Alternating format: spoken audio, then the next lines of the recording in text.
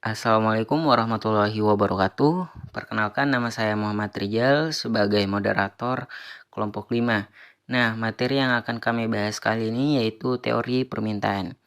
Sebelum ke materi, saya akan memperkenalkan kelompok kami terlebih dahulu, yaitu pertama ada Muhammad Rijal, yaitu saya sendiri, Nazwana Nugini Amir sebagai pemateri pertama, Andi Nurfadilah sebagai pemateri kedua, Ananda Ainia Salsabila sebagai pemateri ketiga, Fatan Mubarak sebagai pemateri 4. Nah, tanpa berlama-lama, kali ini kita akan langsung ke materi.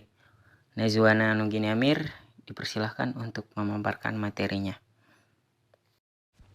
Baik teman-teman, sebelum kita lebih jauh mengenal tentang teori permintaan, kita terlebih dahulu harus mengetahui definisi dan hukum permintaan. Nah, yang pertama ada definisi permintaan. Permintaan adalah keinginan konsumen membeli suatu barang pada berbagai tingkat harga selama periode waktu tertentu dan tempat tertentu. Yang kedua ada hukum permintaan. Hukum permintaan pada hakikatnya merupakan suatu hipotesis yang menyatakan semakin rendah harga suatu barang, maka semakin banyak peminatnya atau semakin banyak permintaan terhadap barang tersebut. Dan sebaliknya, semakin tinggi harga suatu barang, maka semakin sedikit pula peminat atau permintaan terhadap barang tersebut. Setelah mengetahui pengertian permintaan dan hukum-hukum permintaan, selanjutnya materi yang akan kita bahas yaitu jenis-jenis permintaan. Tahukah kamu, ternyata jenis-jenis permintaan itu terbagi atas 6 loh. Yang pertama, permintaan efektif, yaitu permintaan terhadap barang dan jasa yang disertai kemampuan untuk membeli. Yang kedua, permintaan absolut, yaitu permintaan konsumen terhadap suatu barang atau jasa yang tidak disertai dengan daya beli. Yang ketiga, permintaan potensial, permintaan masyarakat terhadap suatu barang dan jasa yang sebenarnya memiliki kemampuan untuk membeli tetapi belum ingin membeli. Yang keempat, permintaan individu, yaitu permintaan yang dilakukan seseorang untuk memenuhi kebutuhan hidupnya. Yang kelima, permintaan agregat atau kolektif, yaitu permintaan pasar yang merupakan kumpulan dari permintaan-permintaan perseorangan atau individu atau permintaan secara keseluruhan para konsumen di pasar.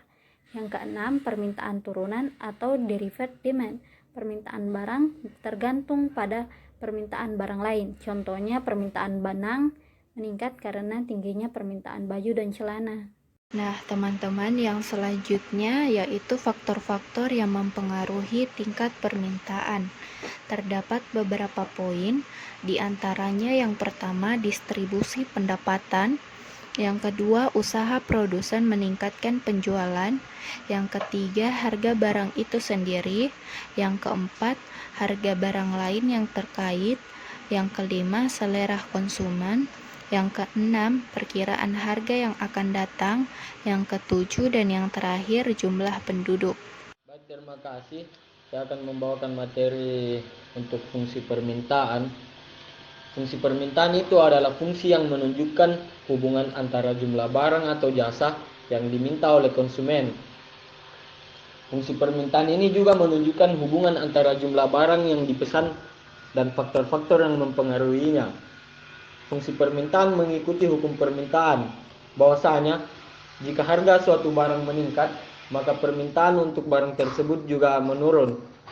Begitupun sebaliknya, jika harga suatu barang menurun, permintaan untuk barang tersebut akan meningkat.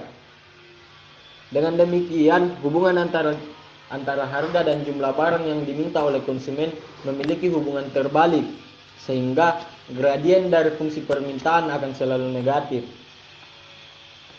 Namun selain itu, fungsi ini juga merupakan penjelasan matematis yang sering digunakan untuk menganalisis konsumen dan juga menganalisis harga barang dan jasa yang diinginkan.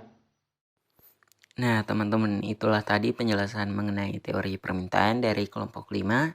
Saya harap teman-teman sekalian bisa mengerti tentang teori permintaan.